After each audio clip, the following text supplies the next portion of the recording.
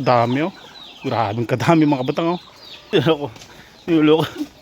Paparak muna natin mga pato oh.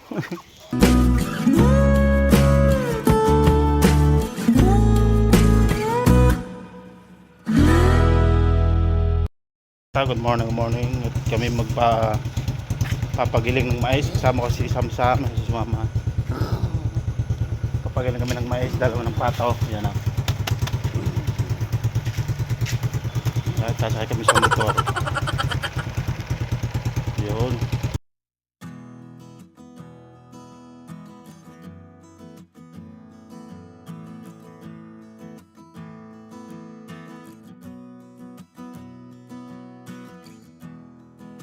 So yun nga po mga kabatang, galing nga po at kami pupunta ng gilingan ng mais. At gawa nang wala na tayong pakain dyan sa mga pato. So yan ang ating madadaanan. Yan, buhay probinsya, buhay Mindanao. Ganyan lang po ang ating sa highway. Yan. Maganda po dito sa Mindanao mga kabatang. So talaga pong yung aming pong barangay ay parang ano na, parang bayan na ang kung makikita parang bayan na siya. Kumpleto hulat doon. Kaya ito, pasensya na kayo, ganyan ang ating naka-video at gawa ng aking anak ang nagbibideo. So yun, patlapit-lapit na tayo diyan sa pagilingan ng mais. Yan at susunod po nating mga vlog ay baka naman tayo makapamasyal sa mga dito sa Mindanao at wala po tayong mga schedule diyan sa mga pasyalan sa dito sa Mindanao. Talaga pong maraming mapapasyalan dito. So yan at dito na kami sa gilingan ng mais mga kabatang. So yan po ay mabigat din ang kakilo ng mais. Yun po ay kada buwan po ay nagpapagiling ng mais mga kabatang. Yan. Mabigat po yan mga kabatang yung mais na daladala namin. Yan po ay ang nung kinilo po namin sa sa ay 90 kilos po yan noon at akin po pinakilo yung kalahati at ngayon po ipapakilo namin dito sa may gilingan ng mais at naubusan na nga po ng patuka yung mga pato natin at talagang kailangan huwag magutom ang ating mga pato. So yan po mga kilo po niya mga 46 kilo mga kabatang. So mabigat po yan. So hindi ko alam kung aabot yan ng isang buwang patuka sa mga patot. Manok, kasama na rin manok mga kabatang. So yun at yan. So yun nga ba mga kabatang, yun nagpagiling na nga po kami ng mais para po patuka sa pato. So pakita ko sa inyo, puno na naman ang patukaan sa pato. Tingnan natin yung patuka. At dito ko nilagay sa isang yan mga kabatang. Yan, puno na naman siya. So yan, nagsunuran na naman mga pato sa akin. Yan, ay ko, nanunuktok na oh, nanunuktok mga kabatang yung mga pato. Sadyang masakit mga katok kasi sabi, yun, ito yun oh. Yun oh, nanunuktok sila oh. Yun oh. Kasi nabigyan ko nung kahapon ng patuka.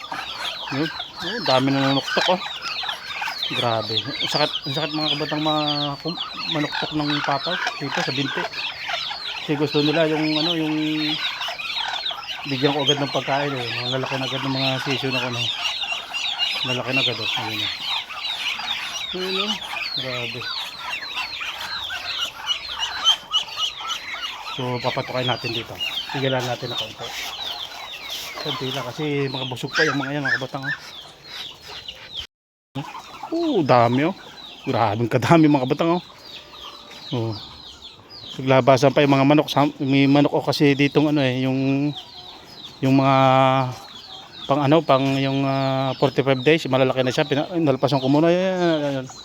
Yan ang lalaki na oh. May apat ako yung manok na yun.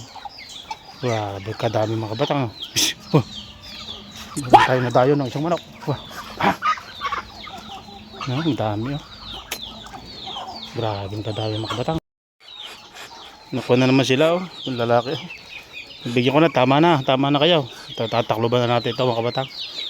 Isa pa uling sabaw yun. Ayun oh. Grabe oh, lalaki na naman ako. lalaki na ng aking pato. At mga yung mga 45 days, grabe kalaki nito mga batang. Oh. Ang laki oh. Ay. May 3 kilo na siguro. Pinalabas ko muna mga kabatang para ano. Dito tayo sa ating pato. So madadagdagan na naman ang ating pato. Kasi mga batang dalawa ang nalimlim dito, isa dalawa. Hindi ko na binubuklat. Tapos dito, dami na itlog. Ang dami na naman itlog oh. Yung itlog oh. So yung mga kabatang, ang pato pagka nangingitlog yan mga kabatang, nilalagyan ko yun ng mga dahon-dahon ng saging. Wala, hindi mo makikita na itlog yung pato kasi yung ginagawa na tinatakloban nila ng pato yung kanilang mga itlog mga kabatang. Tinatakloban nila. So dito, dalawang nalimlim na naman, isa dalawang nalimlim, tapos yun malalaki na yung sunuran nating mga anak yan, malalaki na siya. Yan, 12 yung 16 yung mga season niya, malalaki na siya.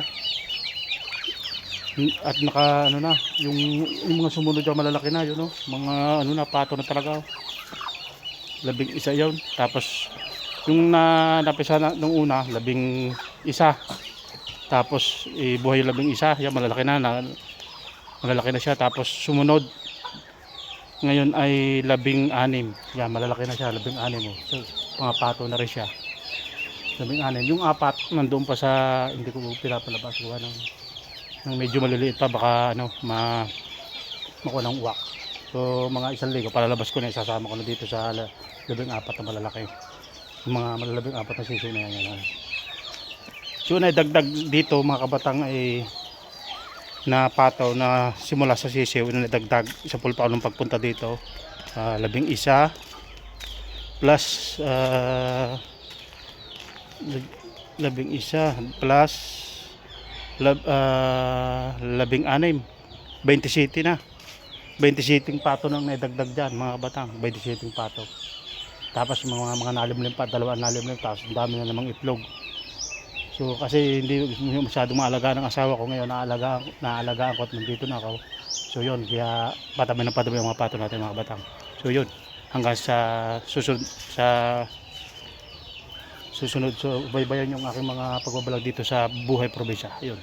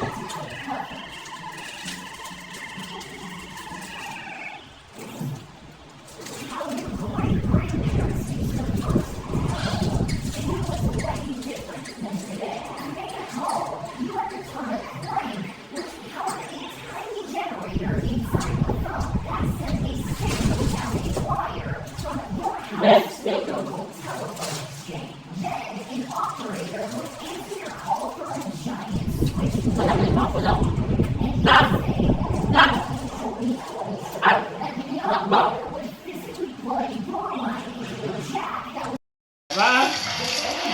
Dala na. Papa mo tinapay. Ha? Ang kape. Ang kape. Ha? mainit. Kaya nga kape mainit eh. Ano nga, init.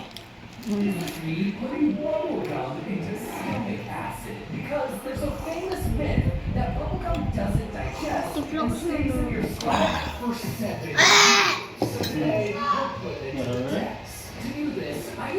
na Dami mo laging bisita. Yung dalawa ni Kuya, laging may bisita sa bahay. Balay. Kawin mo na ang hambal mo sa viewers. Ano hambal mo? Ano masasabi mo sa viewers? Gasin mo ko sa gura.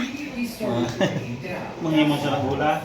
Wala tayo kawayan, nagkakawa pa tayo. May gawayan. Wala tayo kawayan. Ting-ting lang naman. Sunod, hanap tayo ng kawayan. Magagawa doon kami ng saranggola. So yun. Bye-bye. Mga batang sunuro sa akin yung mga pato. Yan o. So lulukuhin natin. Tatakbo ko doon. Susunod yan. Tatakbo ko doon.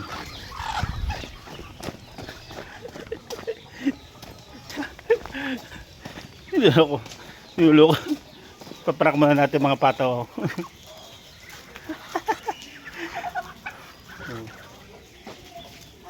Tapos binulay. Bila. Parang malabo yata.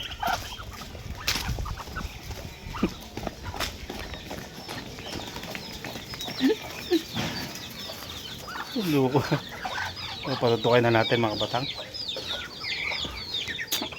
Medyo hapon na ngayon, alas 5 na. Alas 5:30 na. Patutukin natin. Ayun.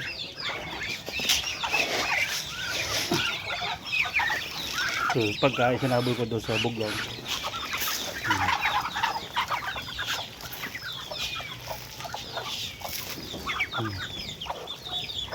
Hapon na, patutukan ulit natin.